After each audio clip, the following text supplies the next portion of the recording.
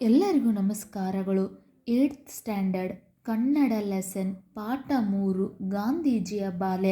ಈ ಪಾಠದ ಪದಗಳ ಅರ್ಥ, ಸ್ವಂತ ವಾಕ್ಯಗಳು, ವಿರುದ್ಧ ವಾಕ್ಯಗಳು. ನಿಮಗೂ ಕೂಡ ಇಷ್ಟ ಆಗಿದ್ದಲ್ಲಿ ವಿಡಿಯೋಕ್ಕೆ ಲೈಕ್ ಮಾಡಿ, ಶೇರ್ ಮಾಡಿ, ಸಬ್ಸ್ಕ್ರೈಬ್ ಮಾಡಿ. ಸ್ವಂತ ವಾಕ್ಯದಲ್ಲಿ ಬರೆಯಿರಿ. ಅಕ್ಷರಸ. ಗಾಂಧೀಜಿಯವರ ಮಾತುಗಳು ಅಕ್ಷರಸ ನಂಬುವಂಥದ್ದು. ಸೂರೆಗೊಳ್ಳು. ನಮ್ಮ ಶಿಕ್ಷಕರ ಮಾತು ನಮ್ಮ ಮನವನ್ನು ಸೂರೆಗೊಳ್ಳುತ್ತದೆ. ಸ್ಫೂರ್ತಿ. ಸ್ವಾಮಿ ವಿವೇಕಾನಂದರ ಮಾತುಗಳು ನಮಗೆ ಸ್ಫೂರ್ತಿಯಾಗುವಂತೆ ಇವೆ. ಆದರ್ಶ. ನನಗೆ ಗಾಂಧೀಜಿಯವರು ಆದರ್ಶವಾಗಿದ್ದಾರೆ. ಕರ್ತವ್ಯ.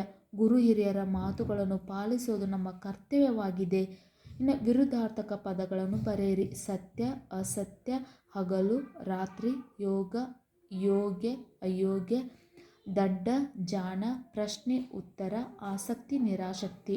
ಬಿಡಿಸಿ ಬರೆಯಿರಿ. ನ್ಯಾಯಾಲಯ, ನ್ಯಾಯ ಪ್ಲಸ್ ಆಲಯ. ವಿದ್ಯಾಭ್ಯಾಸ, ವಿದ್ಯೆ ಪ್ಲಸ್ ಅಭ್ಯಾಸ. ವಿದ್ಯಾರ್ಥಿ, ವಿದ್ಯೆ ಪ್ಲಸ್ ಆರ್ತಿ, ವಿದ್ಯಾರ್ಥಿ. ಮತ್ತೊಂದು, ಮತ್ತು ಪ್ಲಸ್ ಒಂದು, ಮತ್ತೊಂದು. ಶಾಲೆಯನ್ನು, ಶಾಲೆ ಪ್ಲಸ್ ಅನ್ನು, ಶಾಲೆಯನ್ನು. ಇನ್ನು ತತ್ಸಮ ತದ್ಭವ ರೂಪ. ಅಕ್ಷರ, ಅಕ್ಕರ. ಪುಸ್ತಕ, ಹೊತ್ತಿಗೆ. ವರ್ಷ, ವರುಷ. ನಿತ್ಯ, ನಿಚ್ಚ. ಕತೆ, ಕಥಾ. ಈ ಪಾಠದ ಪ್ರಶ್ನೆ ಉತ್ತರಗಳು ನಿಮಗೂ ಕೂಡ ಇಷ್ಟ ಆಗಿದ್ದಲ್ಲಿ ವಿಡಿಯೋಕ್ಕೆ ಒಂದು ಲೈಕ್ ಮಾಡಿ, ಶೇರ್ ಮಾಡಿ, ಸಬ್ಸ್ಕ್ರೈಬ್ ಮಾಡಿ. Thank you.